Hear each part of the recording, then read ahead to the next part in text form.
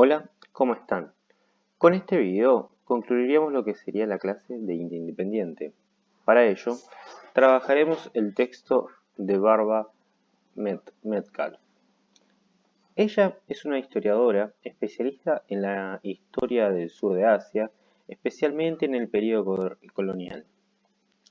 Y se dedica también a estudiar la historia de la población musulmana, tanto en la India como en Pakistán, y ha sido profesora en la Universidad de California. La autora, en el texto, nos habla de la politización producida en la India después de los primeros 50 años de independencia. Esto brindará que distintos dirigentes provenientes de distintas castas, ya sean como los Dalit, o de otras religiones como musulmanes o Sikh en un solo caso, en el periodo del 75 y 77 después del asesinato de Indira Gandhi, puedan llegar al cargo de primer ministro. Este es un proceso que comienza en el año 90, 92, en el marco de un descenso político del Congreso Nacional Indio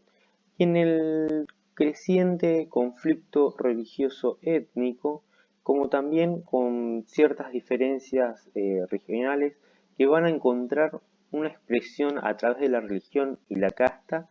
para manifestar su descontento con el Congreso Nacional. En este marco se va a producir el ascenso de un partido que es el BJP, que sería la abreviación del Partido Popular Indio, Bharatiya Janata Partido, que se enfrenta al Congreso Nacional Indio. Si bien son dos puntos antagónicos, ya que el Congreso Nacional pertenece a un partido oficialista y el BJP es un partido de centro derecha, las características que podemos ver de cada uno en esta filmina corresponden a las medidas políticas que se fueron gestando una vez llegado al poder cada uno. Recordemos un poquito, el Congreso Nacional Indio tuvo sus comienzos con Nehru, que proponía un Estado que conserve las empresas estatales, que no estuviera alineado con ninguna de las superpotencias, que tenga un poder más central y que tenga una tolerancia con las otras minorías religiosas que componen a la India. Totalmente lo opuesto va a ser el ascenso del BJP cuando llega al poder en 1998, ya que va a obtener la apertura de los mercados, se va a alinear más que nada con Estados Unidos y va a proponer un nacionalismo ultra hindú que va a dejar marginadas a las religiones, a las minorías religiosas de la India. Este bipartidismo de la India se va a producir en gran parte por, por estos dos partidos que se van a encabezar en distintas coaliciones que se van a formar para poder llegar al poder. Estas van a ser, en primer lugar, la Alianza Progresista Unida, en cuya coalición a la cabeza va a estar el Partido del Congreso, y la Alianza Democrática Nacional, que a la cabeza va a estar el BJP. Estas coaliciones de este bipartidismo van a estar encabezadas o van a tener su mayor auge a partir de 1998, cuando la Alianza Democrática Nacional, en la cual lidera el BJP, se alinea con otros 13 partidos, en su gran mayoría de carácter regional, para hacerle frente a la Alianza Progresista Unida y poder competirles escaños en la Lok Sabha, que sería en la Cámara Baja Parlamentaria India. Esto se produce en el año 1998 y tiene como objetivo llegar al poder, el cual el BJP lo va a lograr en una base de unas campañas, de unas críticas que desde 1991 a 1992 Narasimha Rao va a llevar adelante una liberación económica y una apertura cultural de los mercados, y poco a poco se va a ir desmantelando el control estatal. Si bien el PJP fue muy crítico de estas políticas llevadas adelante, una vez llegado al poder, sus campañas fueron bastante similares a las medidas políticas que habían utilizado la Alianza Progresista Unida. Pero bien, en el año 1998, esta coalición logra llegar al poder y va a ser reelecto por tercera vez como primer ministro Bajik Payet, y de esto va a durar hasta el año 2004, cuando se va a producir una derrota de la Alianza Democrática Nacional frente a la Alianza Progresista Unida, lo que va a dar como comienzo al ascenso, en realidad, para primer ministro de Manmohan Singh. Manmohan va a pertenecer al Partido del Congreso. Una vez que sea primer ministro, aprobará una ley de derecho de información personal que otorgará a los ciudadanos el derecho de poder reclamar la información de lo mismo, que posean tanto identidades públicas como privadas. Promoverá la Ley Nacional Rural de Garantías del Empleo de Mahatma Gandhi en beneficio a 38 millones de personas. Y en su primera campaña política va a presentar un crecimiento económico de alrededor de un 8%. Pero todo esto va a verse opacado a través de su segunda campaña, cuando el estancamiento de la economía se presente y a su vez se produzcan muchos hechos de corrupción, ya que ha estado 10 años en el poder. La estática de la burocratización va a generar que se produzcan esta corrupción, lo cual va a llevar a un desgastamiento de la campaña de Muhammad. Muy bien. Pero en contrapartida va a comenzar el ascenso del BJP, y para ello deberíamos destacar algunas cosas. Si bien en el año 1992 empieza a haber una creciente del partido con una gran campaña, esto se produce a raíz de que, como recordemos, desde el 91 al 96 Rao ha estado en el poder. En esta situación, mientras Rao estaba en el poder, se produce la apertura de comercio, se produce la introducción de capitales, aparece el FMI para dar un préstamo, se devalúa la moneda. Y como una contramedida del gobierno, va a impulsar lo que sería conocido como la Comisión Mandal, propuesta por Rao. Proponía que se aumentaran los cargos reservados para las otras clases atrasadas. Estos cargos van a ser en el gobierno federal, en el sector público y en las instituciones de educación superior, lo que va a producir un levantamiento de comerciantes, empresarios y castas superiores que van a empezar a sentir amenazado su poder. En este marco se va a producir el ascenso del BJP, que en el año 1990 va a llevar una campaña impulsada por Adivani, que es el líder del partido del movimiento, que llevará una peregrinación por la India en un Toyota transformado en carroza y vestido como el dios Ra. Este viaje por el país recolectando ladrillos para la construcción del nuevo templo hindú, justo donde está ubicada la mezquita de Ayodhya. Esta mezquita, que procede del siglo XII,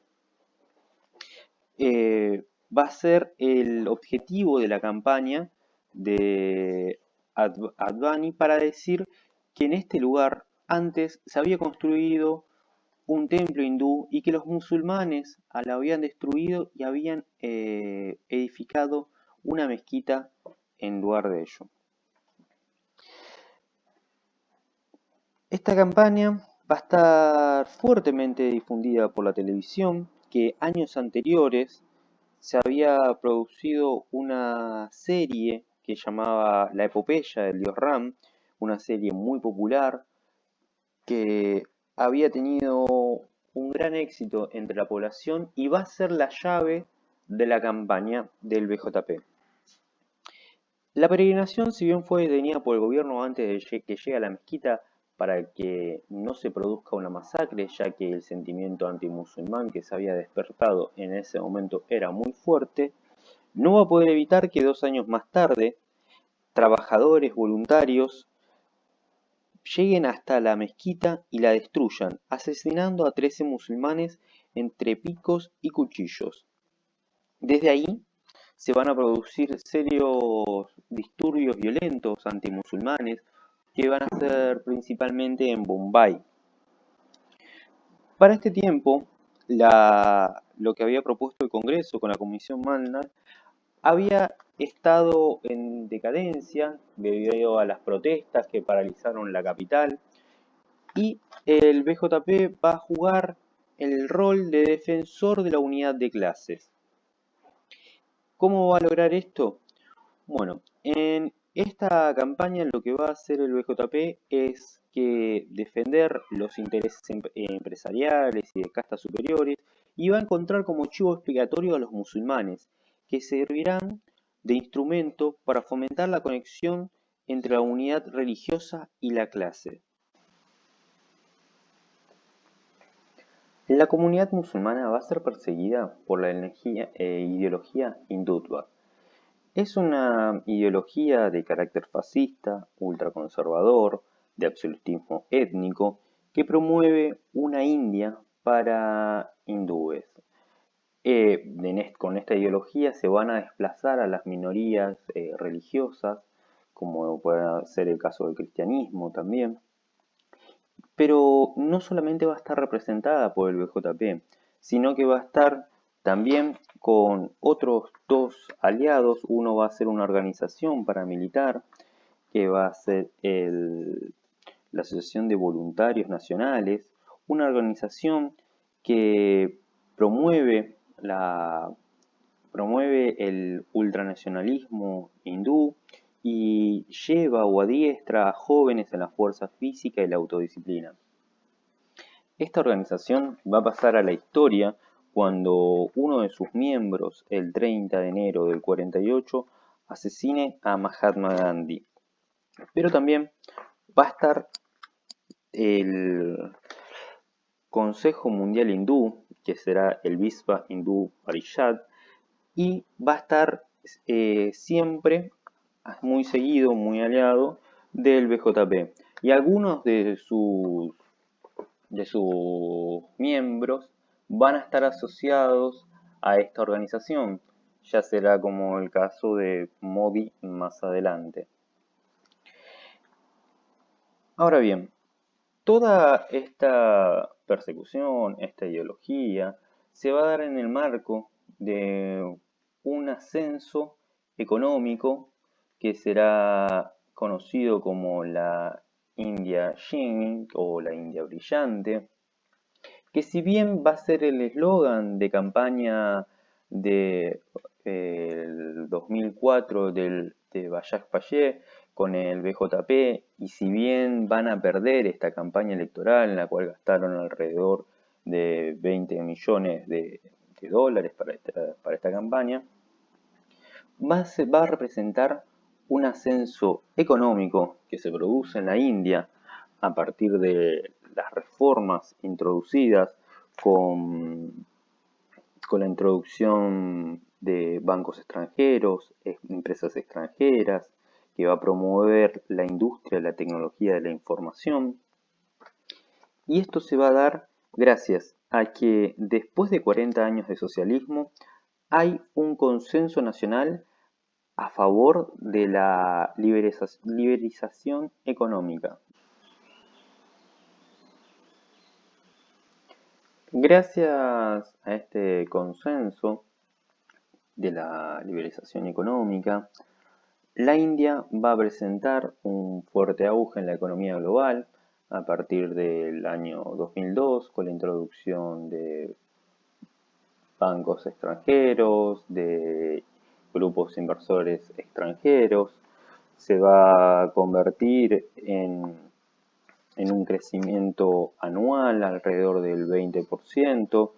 Uno de sus principales compradores de los productos tecnológicos de la India va a ser Estados Unidos, y ya a partir del 2005 empieza un crecimiento de las divisas y del superávit de la India, y todo esto se va a dar en el marco del ascenso político ya en el 2014 de Narendra Modi. Él nació en el año 1950 en Gujarat, en las costas oeste de la India, hijo de comerciantes, se graduó en ciencias políticas y se unió en su juventud al partido de la Asociación de Voluntarios Nacionales, que es la organización paramilitar, que siempre estuvo vinculada con la ideología hindutva, con el partido del BJP. Al mismo se une en el año 1980, luego logra ser jefe del gobierno en el año 2001, después de la renuncia de su predecesor a través de un terremoto que provocó la muerte de 20.000 personas.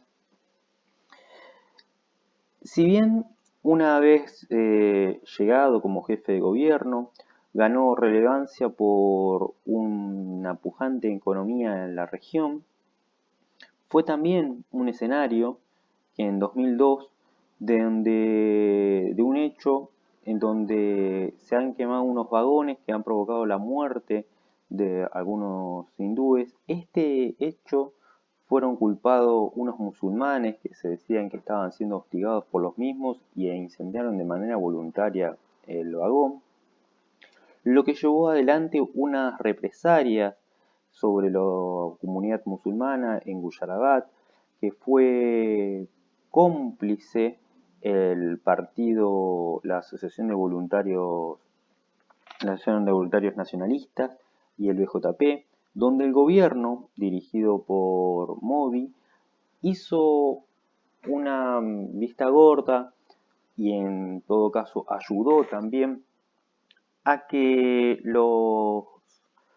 las turbas hindúes puedan saquear comercios musulmanes, viviendas, violar y asesinar.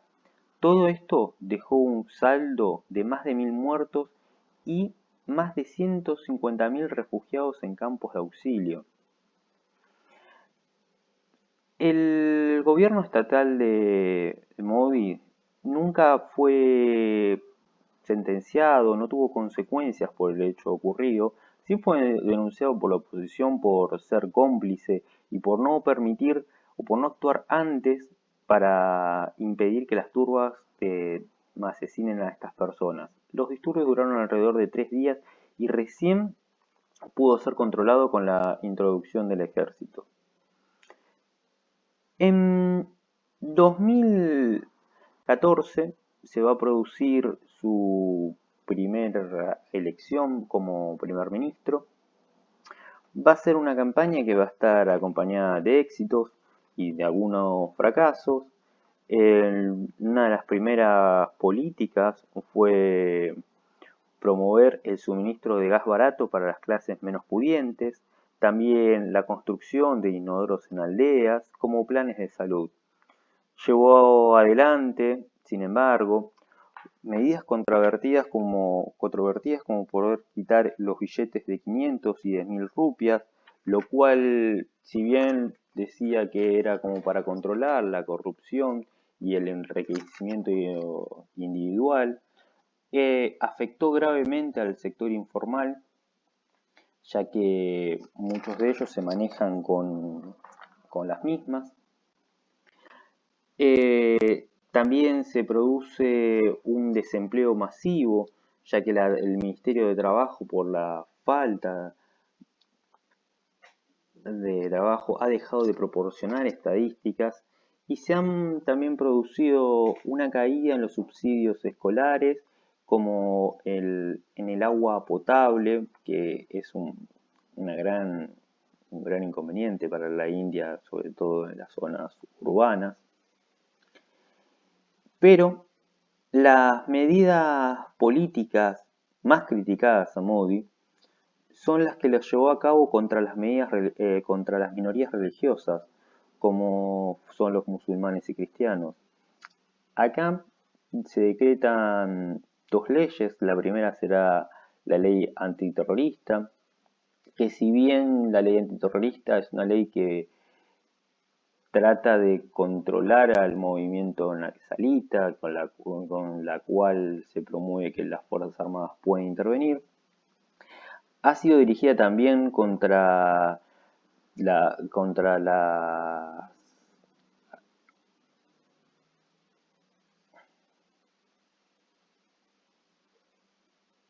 ha sido dirigida también contra las protestas de activistas, periodistas y trabajadores, y también ha promovido la ley de ciudadanía, que facilita el acceso a la ciudadanía a personas que migren de los países limítrofes. Este acceso a la ciudadanía,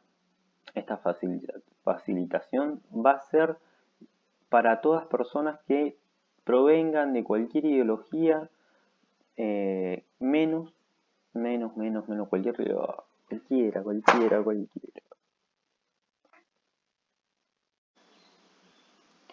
Gracias a este consenso de la liberalización económica,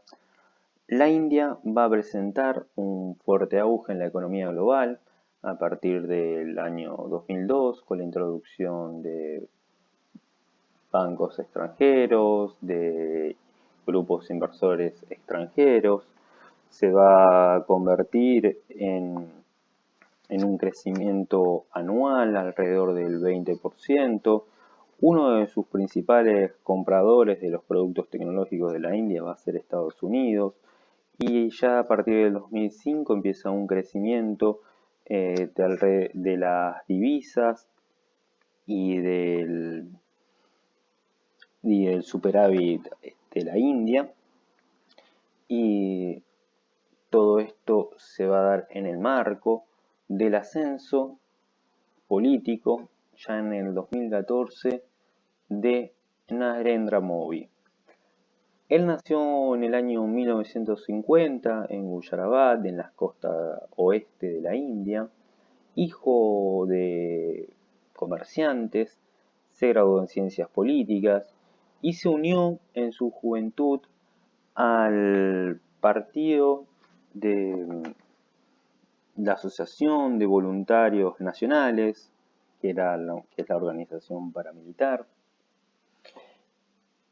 que siempre estuvo vinculada con la ideología hindutva, con el partido del BJP. Al mismo se une en el año 1980, luego logra ser jefe del gobierno en el año 2001, después de la renuncia de su predecesor a través de un terremoto que provocó la muerte de 20.000 personas. Si bien una vez llegado como jefe de gobierno, ganó relevancia por una pujante economía en la región, fue también un escenario que en 2002 de un hecho en donde se han quemado unos vagones que han provocado la muerte de algunos hindúes. Este hecho fueron culpados unos musulmanes que se decían que estaban siendo hostigados por los mismos y incendiaron de manera voluntaria el vagón,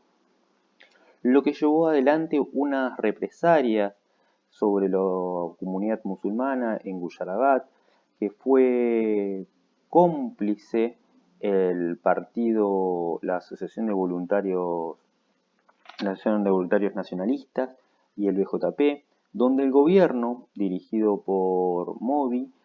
hizo una vista gorda y en todo caso ayudó también a que las turbas hindúes puedan saquear comercios musulmanes,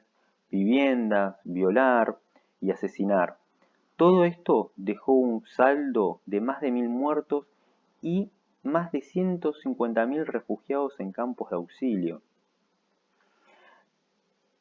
El gobierno estatal de Modi nunca fue sentenciado, no tuvo consecuencias por el hecho ocurrido, sí fue denunciado por la oposición por ser cómplice y por no permitir o por no actuar antes para impedir que las turbas asesinen a estas personas. Los disturbios duraron alrededor de 3 días y recién pudo ser controlado con la introducción del ejército. En 2014 se va a producir su primera elección como primer ministro. Va a ser una campaña que va a estar acompañada de éxitos y de algunos fracasos. Una de las primeras políticas fue promover el suministro de gas barato para las clases menos pudientes, también la construcción de inodoros en aldeas, como planes de salud. Llevó adelante, sin embargo, medidas controvertidas como poder quitar los billetes de 500 y 10.000 rupias, lo cual, si bien decía que era como para controlar la corrupción y el enriquecimiento individual, afectó gravemente al sector informal, ya que muchos de ellos se manejan con las mismas. También se produce un desempleo masivo, ya que el Ministerio de Trabajo, por la falta de trabajo, ha dejado de proporcionar estadísticas y se han también producido una caída en los subsidios escolares, como en el agua potable, que es un gran inconveniente para la India, sobre todo en las zonas urbanas. Pero las políticas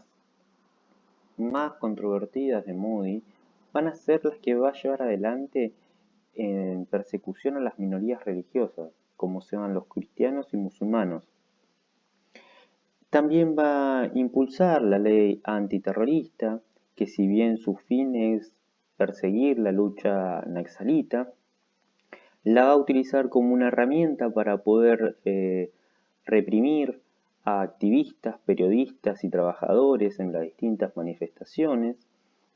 Y también va a existir la ley de ciudadanía, que va a ser impulsada en el 2014, la cual facilita el acceso a la ciudadanía a migrantes de países limítrofes cuyas religiones sean indistintas siempre y cuando no sean musulmanes. Esto provocó que, por ejemplo, en regiones como Cachemira o Assam, donde hay una mayoría musulmana, se llevaran a cabo distintas manifestaciones, ya que la comunidad musulmana siente que se la empieza a excluir de sus derechos ciudadanos como hindú, y también se teme que se produzcan olas migratorias de los países limítrofes para poder conseguir la ciudadanía hindú. En los, en los últimos años, lo que se ha visto en la India con estas medidas ha sido que vaya floreciendo el ultranacionalismo hindú, en las cuales las víctimas de todo esto han sido los musulmanes, que la violencia contra los mismos ha aumentado en más de 20 estados.